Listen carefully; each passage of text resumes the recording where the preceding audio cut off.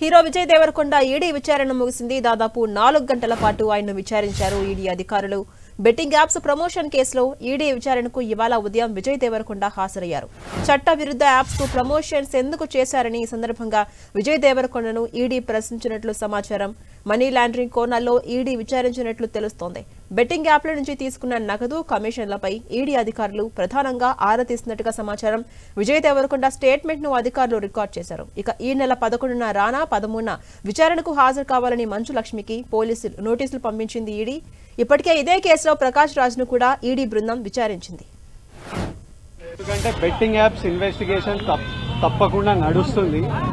కానీ మనని పిలిచింది వాళ్ళకు కూడా తెలియదు మన పేరు ఎందుకు వచ్చిందో. బట్ మన పేరు వచ్చినందుకు వాళ్ళు వెరిఫికేషన్ చేసుకొని వాళ్ళు డెలిజెన్స్ తీసుకోవాలి. మనం చేసింది గేమింగ్ యాప్స్ కి ఎండోర్స్మెంట్. గేమింగ్ యాప్ కి బెట్టింగ్ యాప్ కి అసలు సంబంధమే లేదు. గేమింగ్ యాప్స్ అనేటివి completely legal, recognized by the government, licensed as a business. వాళ్ళకి జిఎస్టీలు, టీడీఎస్లు, కంపెనీలు, it's fully registered, recognised by supreme court and various state governments. అది గేమింగ్ యాప్. అటువంటిది A23. ఇప్పుడు క్విక్ గా డౌట్ ఉన్న వాళ్ళకి క్విక్ గా మీరు గూగుల్లోకి వెళ్ళి టాప్ గేమింగ్ యాప్స్ అని కొడితే కొన్ని వస్తాయి. A23తో సహా My 11 Circle, Dream 11, NPL, Zupee ఇట్లాంటివి కొన్ని వస్తాయి.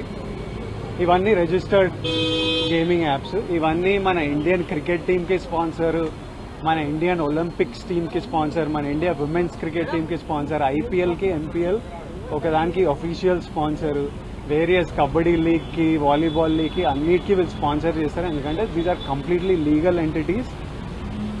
ఇండియన్ ఒలింపిక్స్ టీమ్ కి స్పాన్సర్ చేయాలంటే లీగల్ ఉండాలా వద్దా? సో ఫస్ట్ ఆఫ్ ఆల్ ఈ గేమింగ్ యాప్స్ ని, ఈ ఇల్లీగల్ బెట్టింగ్ యాప్స్ ని మీరు సపరేట్ చేయాలి. అది జర్నలిస్ట్ గా మీ రెస్పాన్సిబిలిటీ.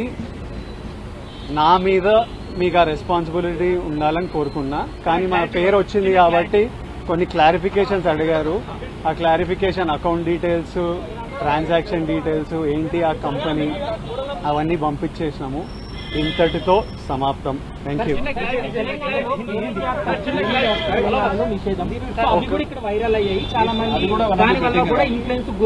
ఇప్పుడు legal apps geo location lock ఉంటుంది. మీరు కొంచెం రీసెర్చ్ చేసి ఈ యాప్ A23 యాప్ తెలంగాణలో వాడాలని చూడండి. అది ఓపెన్ కాదు.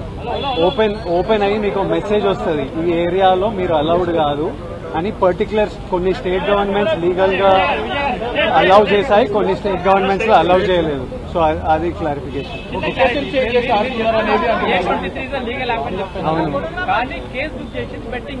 అవును,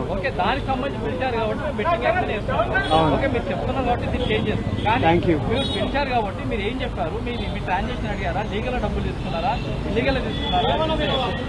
అసలు వాళ్ళకి మీకు చెప్పింది వాళ్ళకి చెప్పడం జరిగింది. వాళ్ళ డెలిజెన్స్ ప్రకారం contracts, app details, agency details, financial details అన్ని తీసుకుంటారు. అవి తీసుకున్నారు. దాంతో they are very satisfied. If anything else you will get to know. మీ అందరికీ ఫ్యూచర్ లో తెలుస్తుంది. Thank you guys.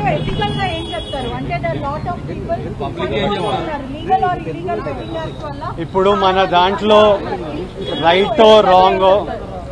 రైటో రాంగో మన దేశంలో డిసైడ్ చేయడానికి సుప్రీంకోర్టు ఉంది, స్టేట్ గవర్నమెంట్లు ఉన్నాయి.